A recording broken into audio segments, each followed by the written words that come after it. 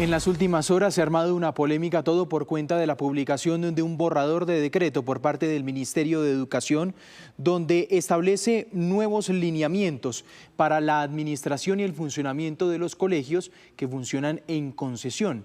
Estas son modificaciones al decreto 1075 de 2015, que recordemos es un decreto que unifica varias de las normas cómo funciona la educación en Colombia. ¿En qué consiste este proyecto de decreto? Modifica y hace aclaraciones en la contratación de colegios oficiales en concesión y precisamente presenta una modificación al decreto 1575. Uno de los puntos que estipula este decreto es cómo funcionan los colegios públicos y privados, qué requisitos necesitan para operar, cómo se manejan los modelos especiales, que es donde se concentra la polémica. ¿Por qué? Porque el nuevo decreto está estableciendo funciones a iglesias, organizaciones religiosas que pueden hacer en estos colegios en concesión. Para hablar de este tema voy a saludar al doctor Francisco Cajiao, experto en educación. Doctor Cajiao, un gusto como siempre saludarlo en esta primera edición.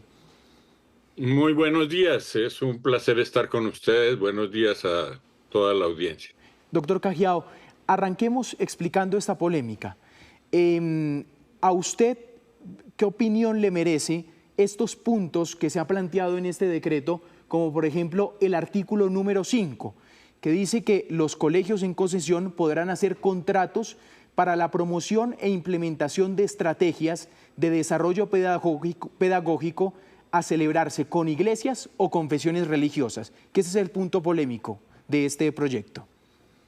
Desde luego, yo creo que casi todo el decreto está hecho para meter este artículo, porque muchos de los otros aspectos que contiene la norma, pues aclaran algunos puntos, pero en realidad no aportan nada básicamente nuevo. Ya todas estas modalidades existen en Colombia y han existido desde hace tiempo. Este me parece muy delicado porque es primero tremendamente ambiguo. Cuando se habla de confesiones religiosas, también puede ser una promoción diseñada por el Estado Islámico para promover la yihad en colegios oficiales colombianos, porque eso es una confesión religiosa islámica y tendrían todo el derecho.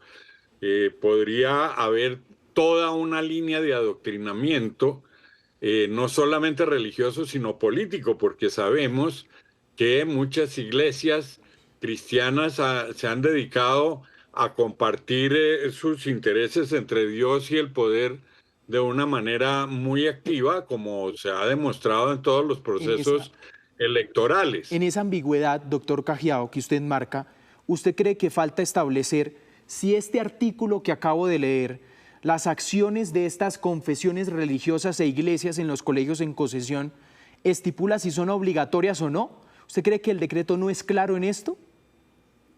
Por supuesto que no es claro. Yo creo que esta es una punta de lanza para hacer exactamente lo que el gobierno ha dicho que no se debe hacer, que es ideologizar.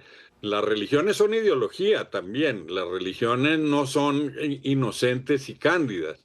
Desde luego tienen valores extraordinarios, desde luego nadie puede negar la importancia de los valores que se transmiten en términos de solidaridad, de respeto por el otro, etcétera, pero también hay que mirar lo que históricamente representa la religión desde el punto de vista de dogmatismos que han terminado en acciones violentas contra seres humanos. Pero además Colombia es un país constitucionalmente laico. Entonces esto, aparte de todo, es una puerta enorme para un negociado infinito. Entonces, si hay un gobernador o hay un alcalde proclive a esto, no necesita entregar un colegio en concesión, no necesita un contrato complejo en el cual una comunidad religiosa se haga cargo Sí. pleno de la educación de unos niños, sino que simplemente le dan un contrato para adoctrinar. No, creo que esto es realmente una metida de pata, para decirlo en Doctor pocas Cajiao, palabras. Veamos la respuesta de la ministra de Educación frente a este punto. De ninguna manera se trata de privatizar la educación. La experiencia de los colegios en administración ha sido exitosa y esa afirmación está respaldada por la evaluación de resultados que muestran efectos positivos en permanencia y trayectoria educativa, mejores resultados en Saber 11 y mayor tránsito a la educación superior, además de resultados favorables en términos de eficiencia. De otra parte, el decreto repite lo que se ha establecido desde 1994, que las entidades religiosas pueden colaborar en la prestación del servicio educativo, como lo han hecho desde hace mucho tiempo en aquellas zonas donde las entidades territoriales certificadas no logran presencia. Precisamente con eso, doctor Cajiao, ¿qué responde a ese argumento usted? Dice la ministra, esto ha existido desde siempre. Las iglesias han administrado colegios, han cumplido acciones pedagógicas. ¿Qué responder frente a este contraargumento? Es que yo creo que la ministra no está respondiendo por ese artículo, está respondiendo por otra cosa, en lo cual tiene toda la razón.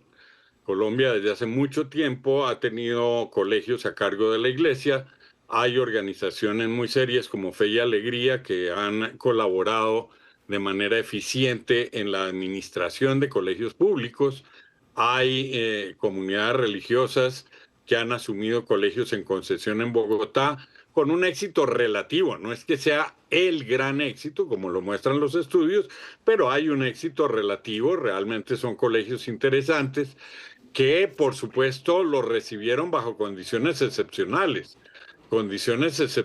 como la misma norma plantea, pero se trataba de colegios nuevos, con infraestructuras muy grandes, Claro. y algunos de ellos han sido devueltos porque los costos que el Estado paga no fueron suficientes. Sí. Pero la ministra no está contestando al argumento relacionado con ese artículo en particular, donde no son las comunidades religiosas que asumen la administración de un colegio con todas las reglas que el decreto plantea, sino que son contratadas para asesorar y hacer promoción doctrinal. Eso es distinto. Y ese artículo es el sobre el que tienen que responder. Sí.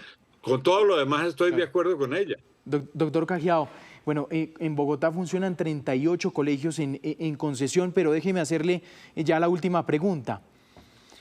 ¿Usted cree, con el tema de la administración de los colegios privados en colegios públicos, aquí se busca privatizar la educación como reclaman los contradictores a este proyecto de decreto? ¿Qué opina de este punto? Sí, hay un componente de privatización, por supuesto, en la administración de los colegios. Puede que no haya privatización en el sentido de que no están poniéndose en venta las infraestructuras para que los particulares se beneficien con eso, pero sí hay privatización cuando se contratan cupos a colegios que son de naturaleza privada. Y eso la norma lo establece, que puede hacerse también de manera excepcional cuando hay una total insuficiencia en la prestación del servicio y hay que hacer una serie de cosas. En el caso de Bogotá hubo una época en la que fue necesario contratar muchos cupos en colegios privados, que no eran del Estado, los pagaba la Secretaría de Educación, pero se dio el caso de un concejal de la época donde su familia tenía 8 o 10 colegios y eso representaba un beneficio económico realmente muy grande. Esto abre las puertas a muchos canales de corrupción también, hay que decirlo. Pues doctor Cajiao, le agradecemos mucho estos minutos aquí en la primera emisión de Noticias Caracol. Gracias. Muchas gracias a ustedes.